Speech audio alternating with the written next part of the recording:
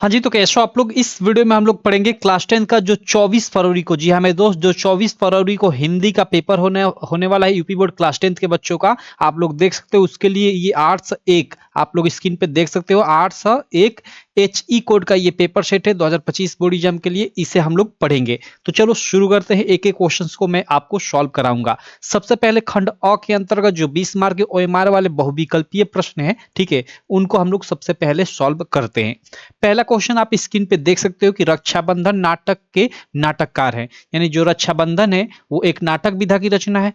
प्रश्न में ही बता दिया है, लेकिन इसके नाटककार कौन है, मीन्स इसको लिखा कौन है। तो इसका सही ऑप्शन हो जाएगा ये बी वाला, हरिकृष्ण प्रेमी। तो एक ऑप्शन ये आपका बी वाला यानी सेकेंड वाला हो जाएगा। सेकंड प्रश्न आप लोग देख सकते हो स्क्रीन पे, ये क्या है कि रामधारी सिंह दिनकर की रचना है। रामधारी सिंह दिनकर की रचना का नाम बताना है। तो संस्कृति के 4 अध्याय, पहला ही ऑप्शन सही हो जाएगा। सेकंड का पहला ही ऑप्शन बिल्कुल राइट हो जाएगा। ठीक है। बाकी देखो ये साहित्य और कला, ये किसकी रचना है भाई। तो ये आप जानते होंगे शायद, भगवत शरण। ठीक है, ये एक मिनट रुक जाओ, भगवत शरण, ये सड़ जा रहा है, ठीक है।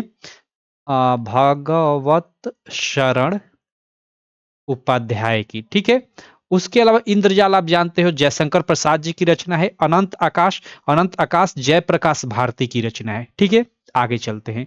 अगला प्रश्न है थर्ड नंबर, आप लोग स्क्रीन पे देख सकते हो, राग दरबारी रचना के उपन्यासकार है। ओके, राग दरबारी उपन्यास विधा की रचना है और इसके उपन्यासकार कौन है, तो ये आपके श्रीलाल शुक्ल, ये बी वाला बिल्कुल राइट ऑप्शन हो जाएगा।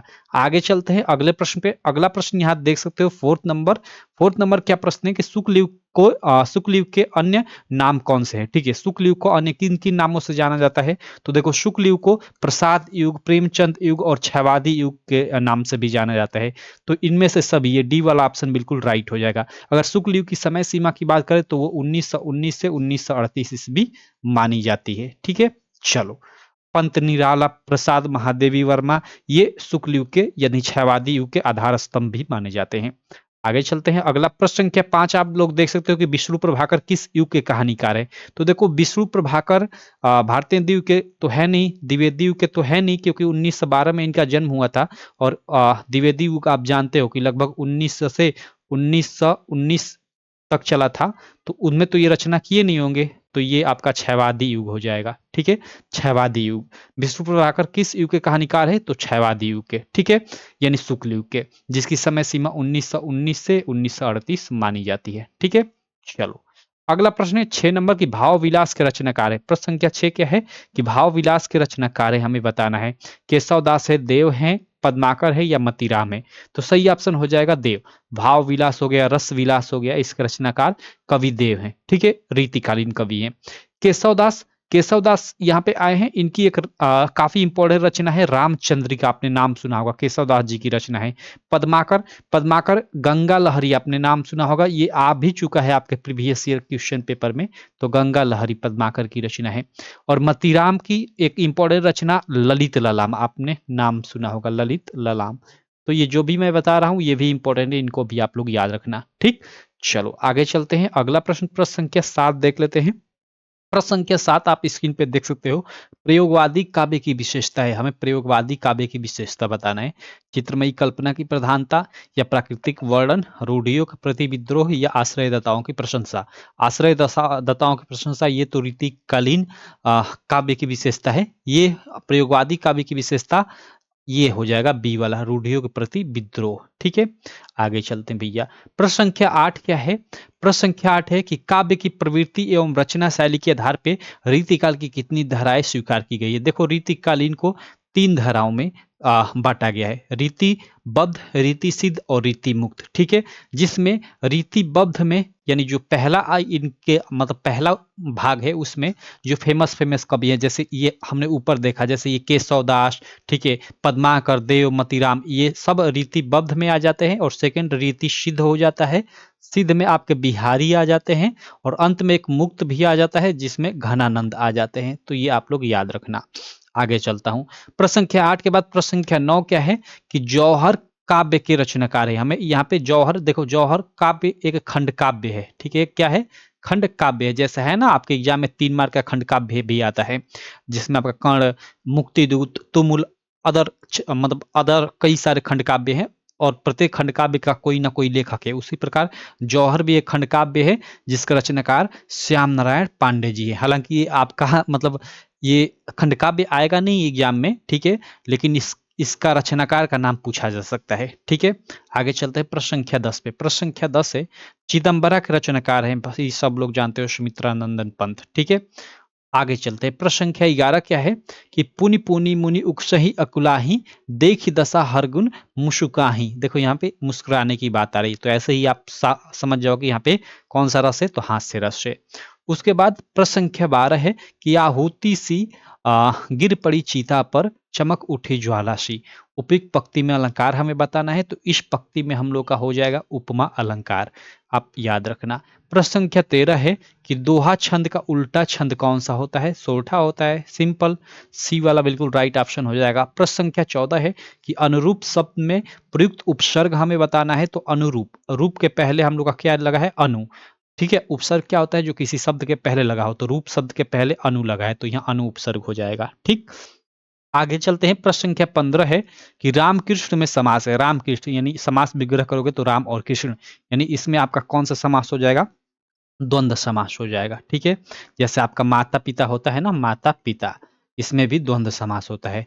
और द्विगु समास एक आपने पढ़ा होगा, वो क्या होता है, संख्या बोधक होता है, जैसे त्रिभुज। ठीक, चलो। प्रश्न संख्या 16 है कि वायु समीर बयार पर्याय है, मतलब ये किसके पर्यायवाची शब्द है, तो वायु हवा, समीर हवा, बयार मीन्स वही हवा, हवा का ये है। ठीक है, आगे चलते हैं। प्रश्न संख्या 17, तस्मई शब्द में विभक्ति एवं वचन हमें बताना है, तो ये तो आपको डायरेक्ट याद ही होगा तभी आ पाएगा। इसका चतुर्थी विभक्ति एक वचन हो जाएगा, पहला ऑप्शन सही हो जाएगा, बाकी ये गलत हो जाएंगे। प्रश्न संख्या 18 है, यहाँ पे देख सकते हो कि संदेहपूर्ण कथन को कहते हैं। संदेहपूर्ण कथन को क्या कहते हैं, देखो देखो ये वाक्य का स्वरूप, जो नया आपका टॉपिक जुड़ा है ना, उससे ये रिलेटेड प्रश्न है।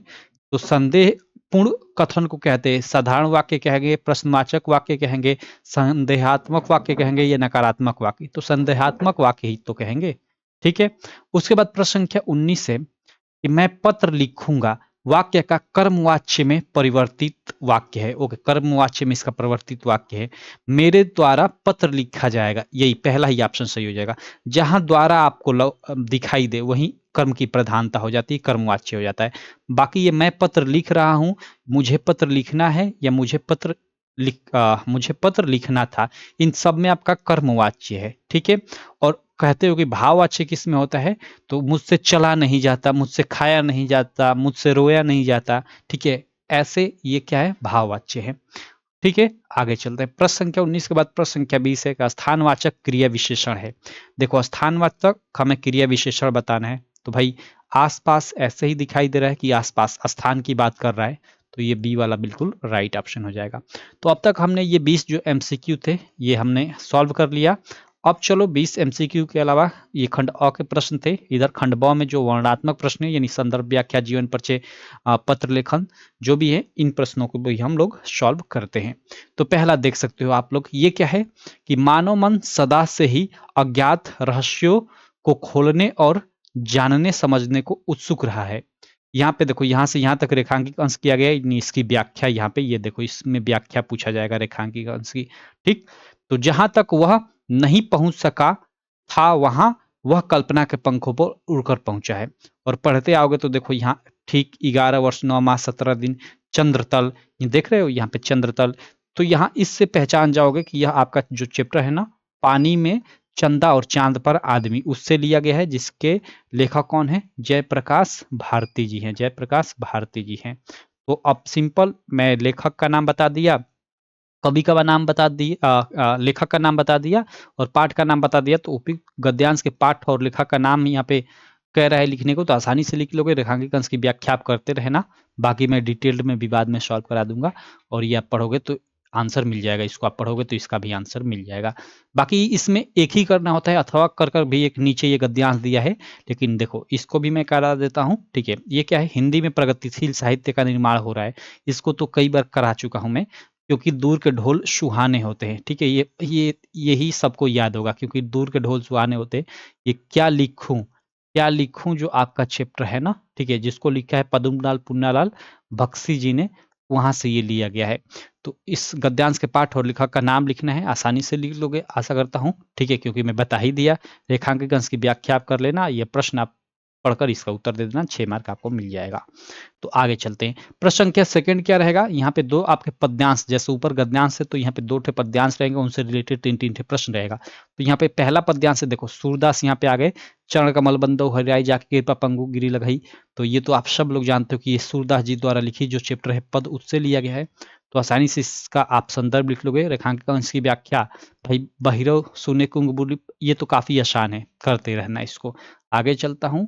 प्रश्न संख्या देखो ये आपका, अगर धीरे चलो वह तुम्हें छू लेगी, दौड़ो तो छूट जाएगी नदी। यहीं से आप पहचान सकते हो कि ये आपका जो नदी वाला चैप्टर है ना, जो केदारनाथ सिंह द्वारा लिखित है, ठीक है, वहां से ये लिया गया है। नदी जो चैप्टर है जिसको लिखा है केदारनाथ सिंह जी ने, वहां से ये लिया गया है। तो आसानी से इसका आप जो भी यहाँ पे पूछा है प्रश्न, इसका आंसर दे सकते हो। अगला प्रश्न जानते हो कि आपका संस्कृत, हिंदी में जो पीछे संस्कृत है उससे आपका 5 मार्क का संदर्भ और हिंदी अनुवाद से संबंधित प्रश्न होता है। तो यहाँ पे देख सकते हो ये 2 पूछा हुआ है, अथवा कर दोनों में से किसी एक को करना होता है। ऊपर वाला यहीं से पहचान गए, वाराणसी लिखा है, यानी वाराणसी वाले चैप्टर से है। और ये देखो इसको पढ़ोगे, अलक्षेंद्र आ रहा है, यवन राज आ रहा है, तो यहाँ से ये पहचान सकते हो ये बीरह बीरेर पूज्यते वाले चैप्टर से है। तो दोनों में से किसी एक का आप लोग संदर्भ लिख लो, और उसका हिंदी, जिसका भी आप संदर्भ लिख रहे हो उसका हिंदी अनुवाद कर दो, ठीक है, आपको 5 मार्क मिल जाएगा। ठीक, अगला है प्रश्न 4 नंबर आपका, उसी में छोटे छोटे श्लोक है जिनको पद्यांश बोला जाता है। 2 यहाँ पे श्लोक रहेगा, इसमें से किसी एक का आपको संदर्भ हिंदी अनुवाद करना होगा। ये देखो, निर्छिर विवेक हंसाल से तोमेव तनुसे चेत, कितनी बार आपको करा चुका हूँ, ठीक है। अंत्योक्ति विलास चैप्टर से है, और सार्थ प्रोसतो मित्रम भार्या मित्रम गृहस्थ आतुरस्य विस्कम मित्रम दानम मित्रम ऋष्यति, कई बार आपको करा चुका हूँ। जीवन सूत्राणी जो आपका चैप्टर है उससे ये लिया गया है। तो इसका आप संदर्भ हिंदी अनुवाद करते रहना। 5वां प्रश्न आपका खंडकाव्य संबंधित होता है, और खंडकाव्य आप जानते हो कि हर जिले का अलग अलग होता है, ठीक है। तो आप देख लेना आप किस जिले से बिलोंग करते हो, आप अपने जिले से संबंधित खंडकाव्य का ही आंसर देना, ठीक है। आगे चलते हैं। अगला प्रश्न प्रश्न संख्या 6 रहेगा, उसमें क ख 2 प्रश्न रहेंगे। क में लेखकों का जीवन परिचय, ख में कवियों का जीवन परिचय, यानी 5 + 5 10 मार्क का जीवन परिचय संबंधित प्रश्न रहेगा। लेखकों में आई होप आप याद कर लिए होंगे, रामधारी सिंह दिनकर का, जयशंकर प्रसाद का, ठीक है, रामचंद्र शुक्ल का, इन 3 लोगों का आपके एग्जाम में फंसी जाएगा, ठीक। और उसके अलावा मैं कवियों में हमेशा कहता हूं कि आप महादेवी वर्मा का, सूरदास जी का, उसके अलावा तुलसीदास जी का, ठीक है, और एक किसी और का, कम से कम 4 लोगों का याद कर लेना, आप लोग के एग्जाम में फंस जाएगा, ठीक है। चलो, अगला प्रश्न आपका एक श्लोक रहेगा लिखने को, श्लोक सब लोग लिख लोगे, 2 मार्क का छोटा सा श्लोक। उसके अलावा प्रश्न अगला रहेगा आपका 4 मार्क का पत्र लेखन, तो दिए गए टॉपिक पे आपको पत्र लिखना होगा, तो आप देख लेना जिस भी टॉपिक पे आए।